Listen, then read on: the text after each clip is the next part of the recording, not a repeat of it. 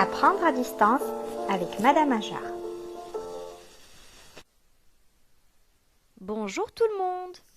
J'espère que vous avez passé un bon week-end et que vous êtes prêts à commencer cette nouvelle semaine de travail. Alors aujourd'hui, nous sommes lundi 13 avril 2020 et nous allons faire un texte de lecture compréhension dont le titre est « Les arbres, le vent et le petit oiseau ». Alors je vais commencer la lecture, suivez attentivement avec moi.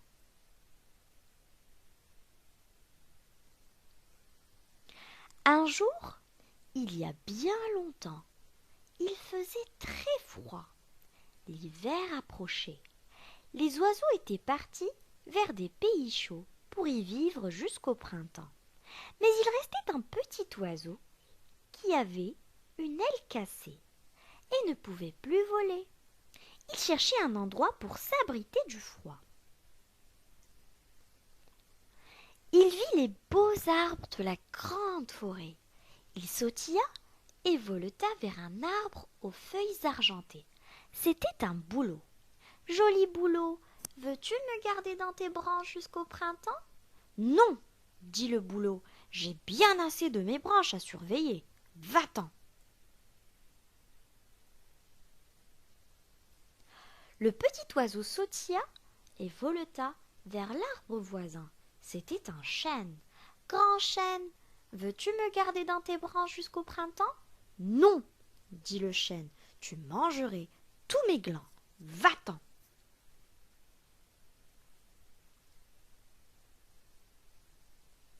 Le petit oiseau sautilla et voleta vers un grand arbre qui poussait au bord de l'eau.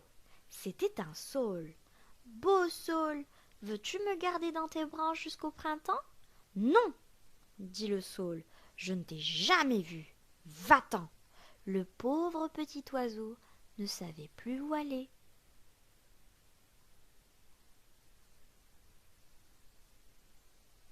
Le sapin l'aperçut. « Où vas-tu, petit oiseau ?»« Je ne sais pas.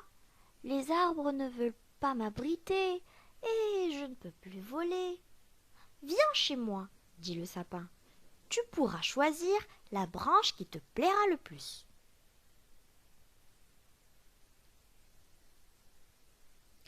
Le pin, qui grandissait tout près du sapin, dit « Je peux te protéger du vent parce que je suis grand et fort. »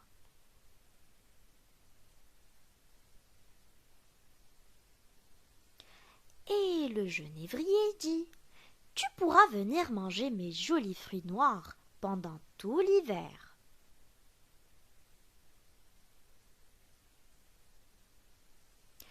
Notre petit ami vivait heureux dans sa jolie cachette bien chaude.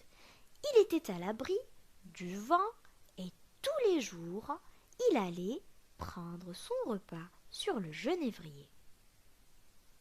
Le vent d'hiver avait tout entendu. Une nuit, il se leva et il souffla, souffla.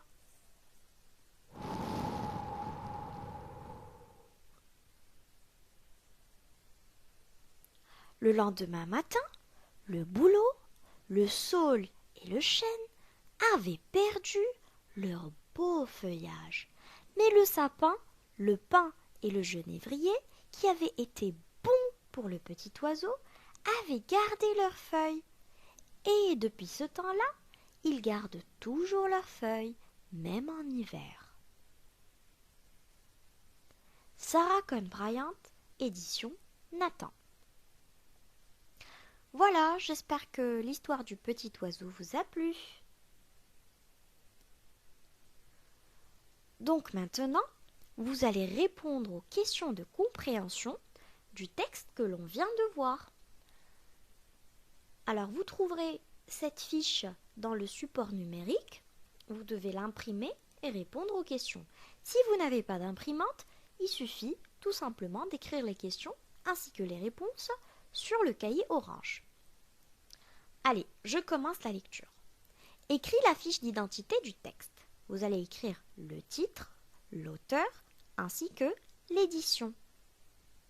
Ensuite, réponds aux questions en écrivant des phrases correctes.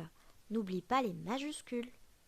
Première question, quel est le personnage principal de cette histoire? Donc, il faut bien évidemment écrire le personnage principal de cette histoire et il faut formuler une phrase correcte. Deuxième question, en quelle saison se passe l'histoire? Troisième question, pourquoi le petit oiseau n'est-il pas parti avec les autres oiseaux? Et quatrième et dernière question, où se trouve le saule? Très bien. Donc maintenant, je vous dis à tout à l'heure pour une nouvelle vidéo.